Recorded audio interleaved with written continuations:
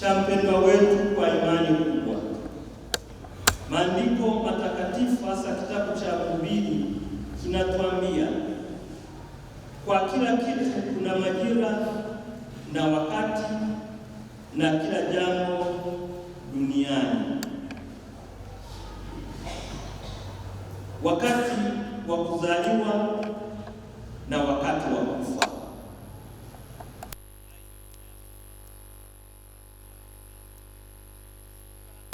Ya 3 aya ya kwanza mpaka ya pili.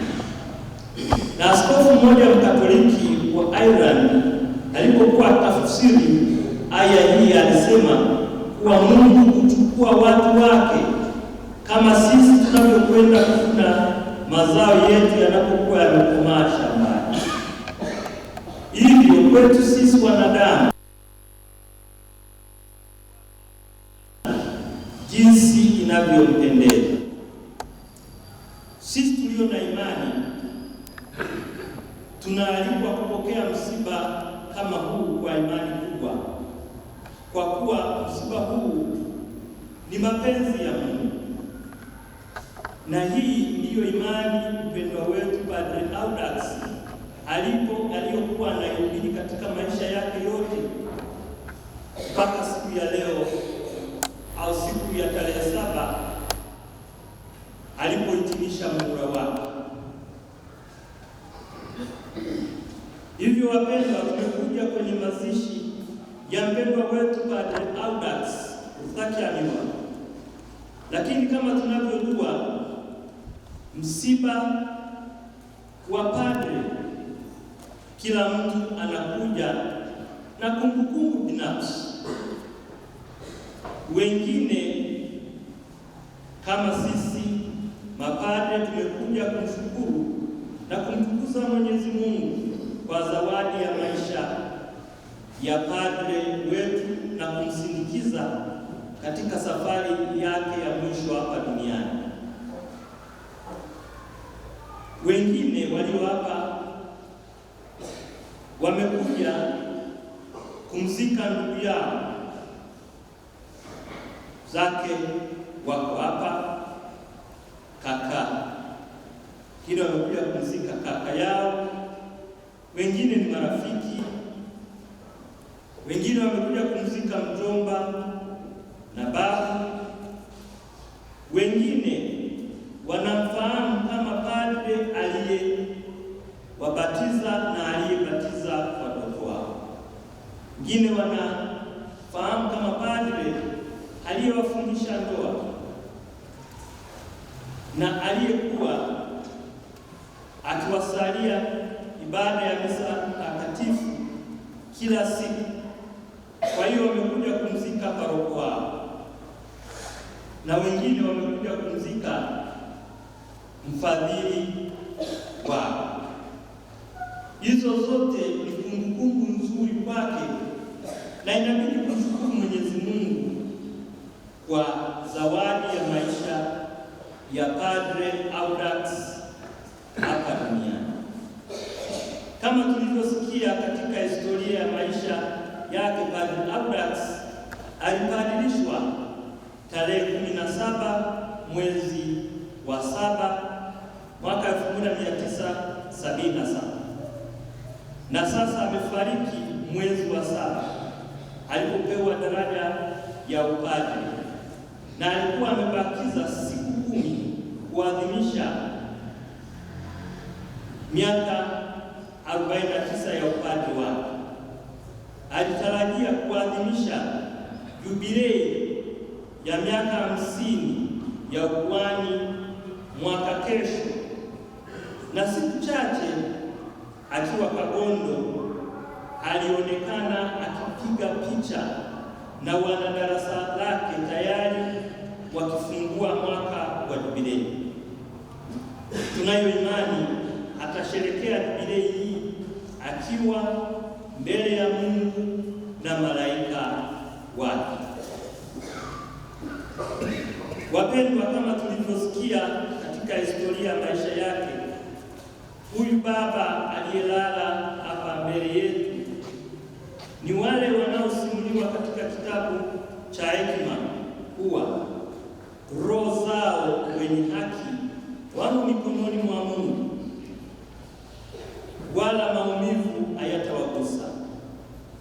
Machoni pa watu walio wajinga walionekana kwamba wamekufa, na kufariki kwao kulidhaniwa kuwa ni hasara yao, na kusafiri kwao kutoka kwetu ni uharibifu wao, bali wao wenyewe wamo katika amani.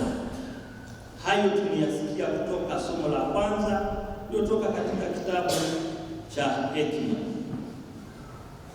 Padre Audax alikubali kuwa padre, akatoa maisha yake kwa ajili ya kuhubiri habari njema ili awalete watu kwa Mungu na wamwongokee. Hivyo kwa njia hiyo amekuwa mhubiri wa haki na habari njema. Sisi tunayo imani roho yake iko mikononi mwa Mungu, amemuita ili aweze kumpumzisha katika maisha haya yenye maumivu na amstareheshe katika uzima wa milele. Wapendwa, pia tumesikia kutoka somo lililotoka katika waraka wa Mtume Paulo kwa Warumi, na barua hiyo imetuambia mmepokea Roho yenye kuwafanya ninyi watoto wa Mungu, na kwa huyo Roho sisi tunamuita Baba, naye Roho mwenyewe anathibitisha kwa kuwa roho zetu kuwa ni sisi ni watoto wa Mungu. Basi kama tu watoto, tu warithi wa Mungu, warithio pamoja na Kristo, na tukiteswa pamoja naye ili tupate kutukuzwa pamoja naye. Kwa kupitia sakramenti alizozipokea, kuanzia sakramenti ya ubatizo mpaka upadilisho, baba yetu huyu alipokea Roho wa Mungu ambaye tunayo imani amemwita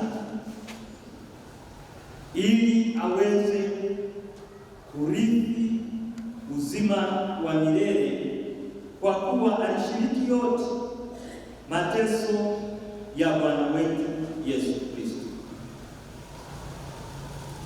Wapendwa waombolezaji, pia katika utume wake Padre Audax aliamini maneno ya Bwana wetu Yesu Kristo tuliyosikia katika Injili ya leo, na maneno hayo aliwafundisha waamini kila mara alipokwenda kufanya ibada ya mazishi, kuwa nyumbani mwa Baba yangu mna makao mengi, kama isingekuwa hivyo ningalikwisha waambieni.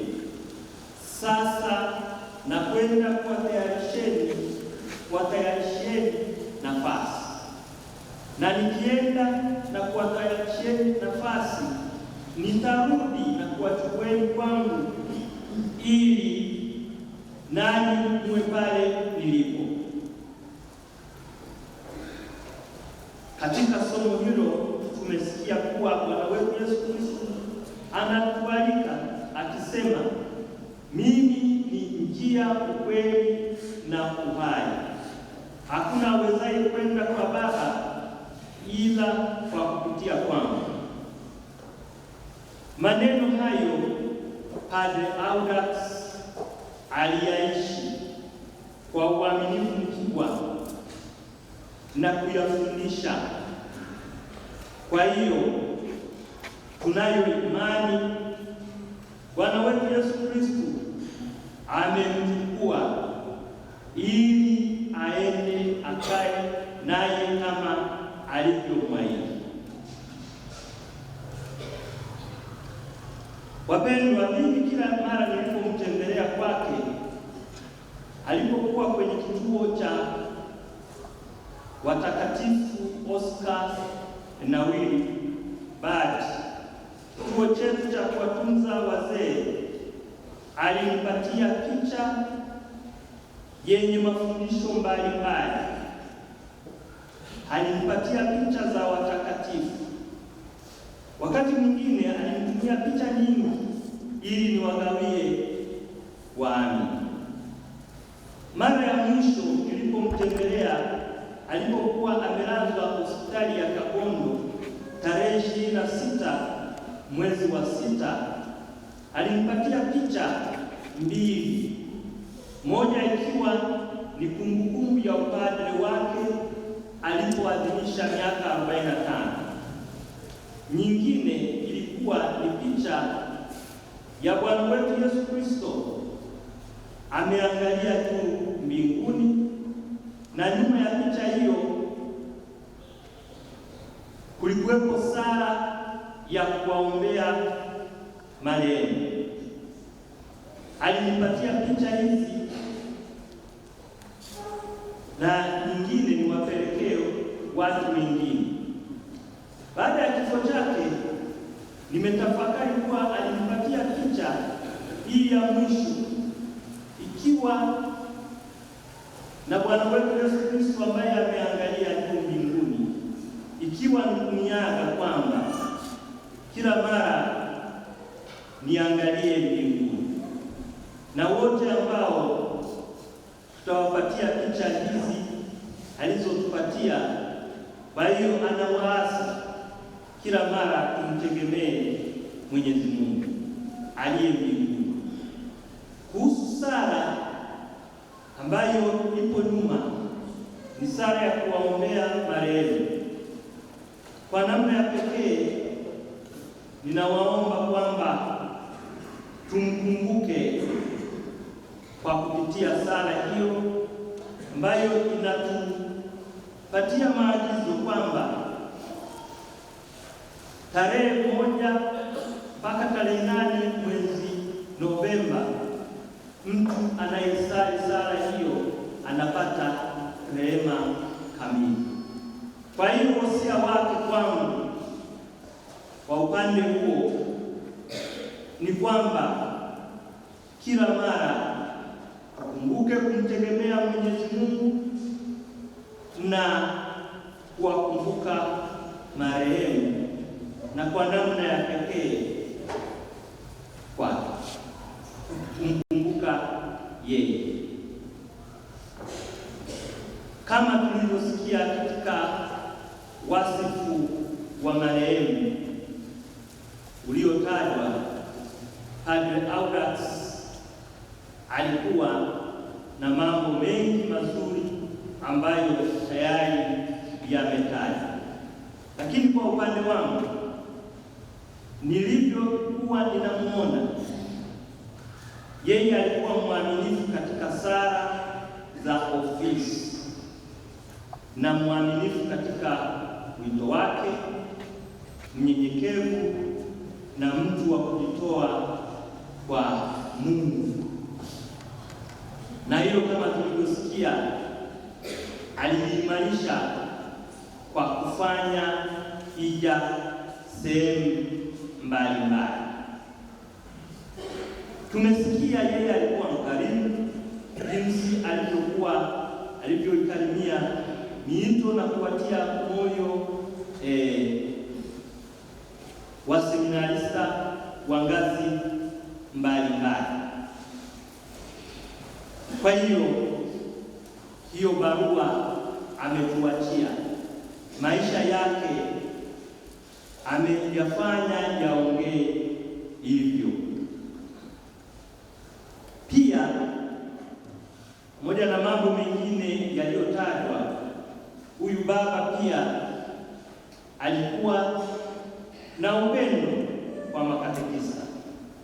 Kila parokia aliyohudumia alijenga uhusiano mzuri na makatekista.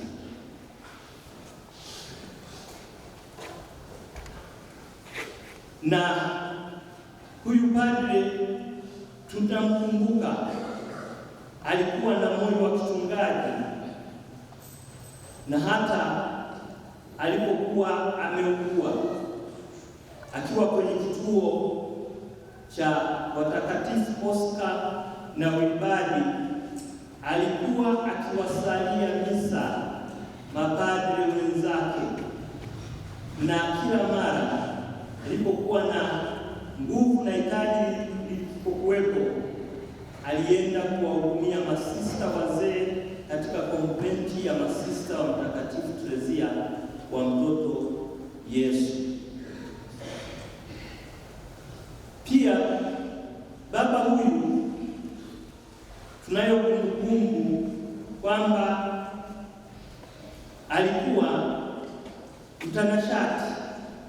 Kabla ya kuugua, mtu alipokuwa anaingia kwenye chumba chake, uliona kwamba chumbani mwake kulikuwa na mpango, na chumba kilikuwa kimepangwa safi kwenye mpango mzuri. Na tabia hiyo wanasema alianza nayo akiwa seminari ndogo. Kumbukumbu nyingine tulionayo kwake ni kumbukumbu ya ucheshi na uvumilivu. Alipokuwa anaumwa, hakuruhusu maumivu ya unyang'anyi matumaini. Mara nyingi aliyaficha maumivu yake nyuma ya tabasamu la upole lililofariji waliomtembelea. Lingine tunalolikumbuka kutoka kwake, yeye kila sehemu alipofanya utume au alipopangwa, alijitahidi kuwa na mahusiano na dini nyingine na wachungaji wa madhehebu mengine. Nasemekana alipokuwa katika parokia ya Kanigo, aliacha mahusiano mazuri kati ya dini ya Kikatoliki na dhehebu la Kikatoliki na Waluterani, pia na dini ya Kiislamu. Kwa hiyo hayo Father Audax ametuachia yawe kumbukumbu na tujifunze kutoka kwake. Hivyo tunamshukuru Mwenyezi Mungu kwa maisha ya huyu Padre Audax Rutakiamirwa, na ninaomba nasi tuyaige katika maisha yetu. Kwa hiyo Mwenyezi Mungu ametuandikia barua tunapomzika huyu Padre Audax ambaye ameongea kama tulivyosikia kupitia mambo mbalimbali ambayo tumezisikia kama kumbukumbu. Kwa hiyo ni wakati wetu tunapomsindikiza tutafakari na tujiulize, je, sisi tunaishije?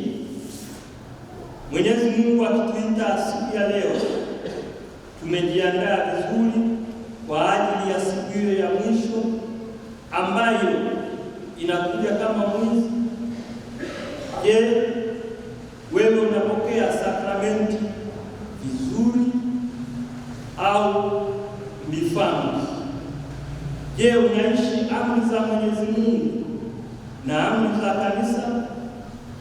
Je, maisha yako ya jumuiya na maisha yako ya Ukristo yanaonyesha kama tulivyosikia kwamba wewe kweli ni mtoto wa Mungu au hapana? Pamoja na mambo tuliyoongea juu ya Padre Audax, hatuna budi kuendelea kumwombea.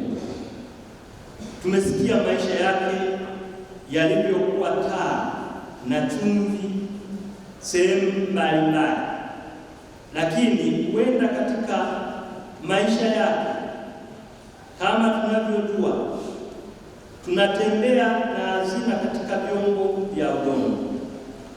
Hivyo tuendelee kumkumbuka katika altare ya Bwana, ili Mwenyezi Mungu kwa kupitia sala zetu, kama alipungukiwa lolote katika majitoleo yake, katika sadaka zake na katika utume wake, basi Mwenyezi Mungu kwa kupitia sala tunazozisali leo na sala tutakazozisali wakati mwingine, ampokee katika uzima wa milele.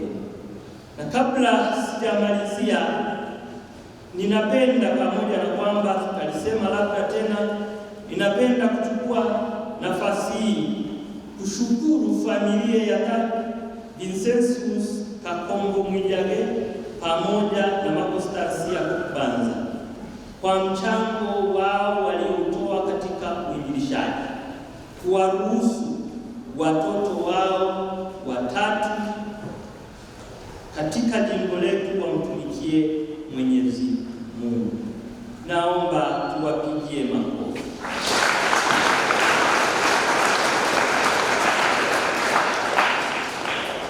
Mchango wao ni mkubwa. Padre Modestus alichatangulia kwa Mungu, na sasa Padre Audax naye Mwenyezi Mungu amependa amuite katika wakati huu. Tunatoa shukrani kwa mchango wa familia hii katika uinjilishaji katika jimbo letu la Bukoba. Kama tulivyosikia, hawa watu wamefanya utume sehemu mbalimbali. Hatuna budi kuendelea kuwashukuru na kuwaombea hawa ambao wametangulia kwa Mwenyezi Mungu, ili waweze kufika huko na Mwenyezi Mungu awapokee katika uzima wa milele. Raha ya milele umpe Bwana, apumzike kwa amani. Amina. Raha ya milele umpe Bwana, apumzike kwa amani. Amina. Raha ya milele umpe Bwana, apumzike kwa amani. Amina.